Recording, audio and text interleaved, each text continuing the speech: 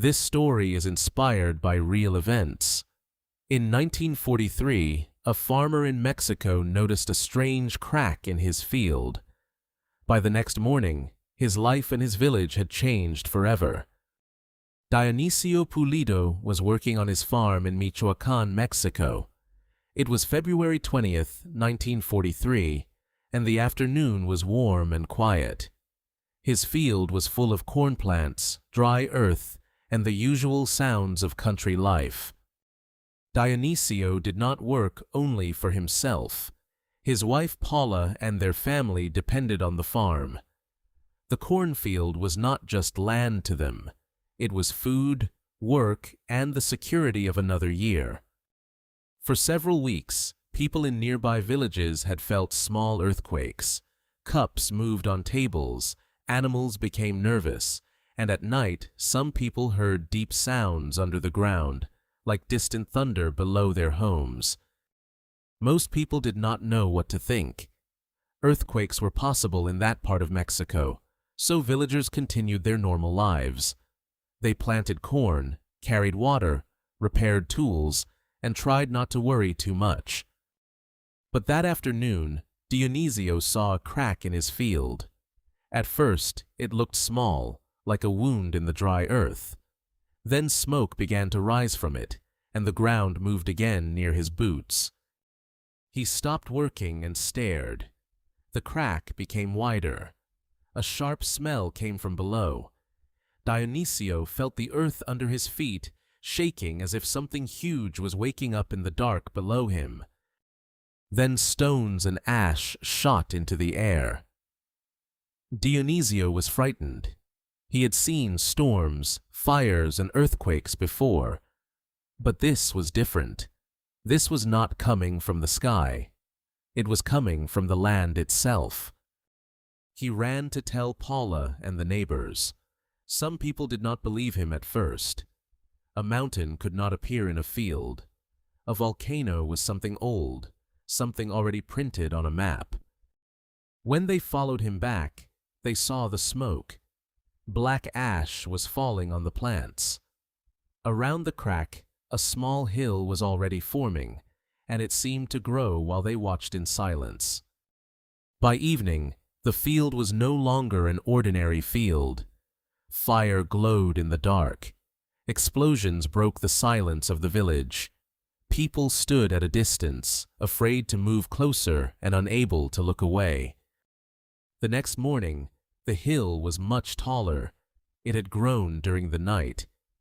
Ash covered the ground like gray snow. The corn plants were bent and dirty, and the air was hard to breathe. News traveled quickly. Soon, scientists came from Mexico City and other places. They brought notebooks, cameras, and instruments to record every change.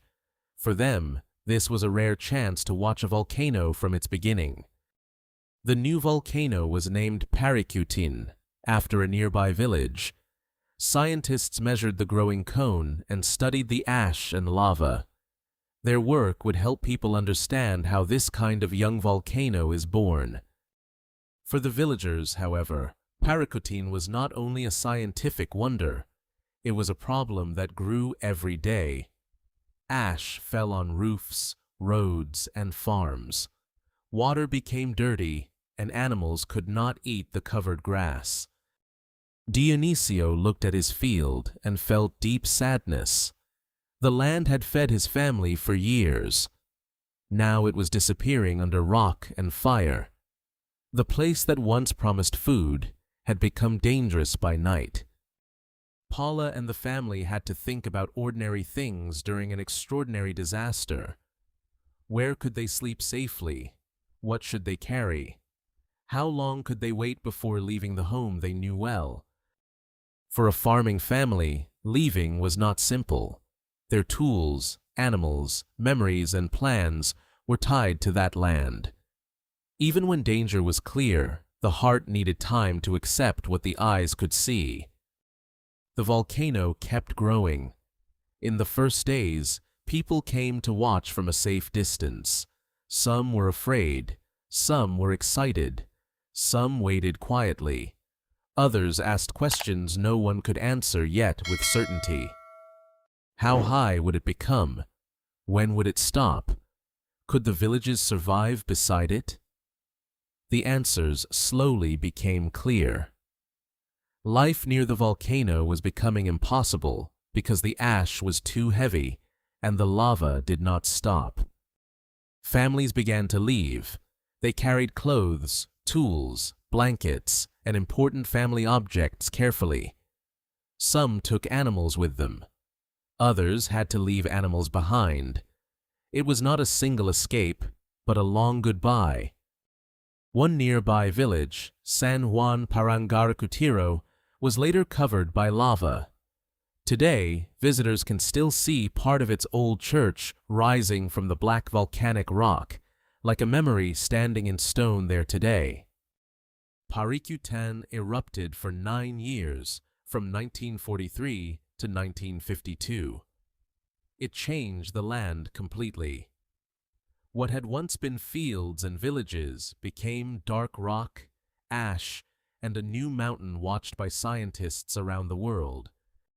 Usually, people study volcanoes after they already exist. This time, scientists could follow one from its very first day. They measured its growth, studied the lava, and carefully recorded changes that happened before human eyes. For ordinary people, Paricutin became a story about nature's power. It showed that the ground under our feet is not always as still as it seems. A quiet field can hide heat and pressure deep below. Years later, the volcano became silent. No more fire came from it, and no more ash filled the sky.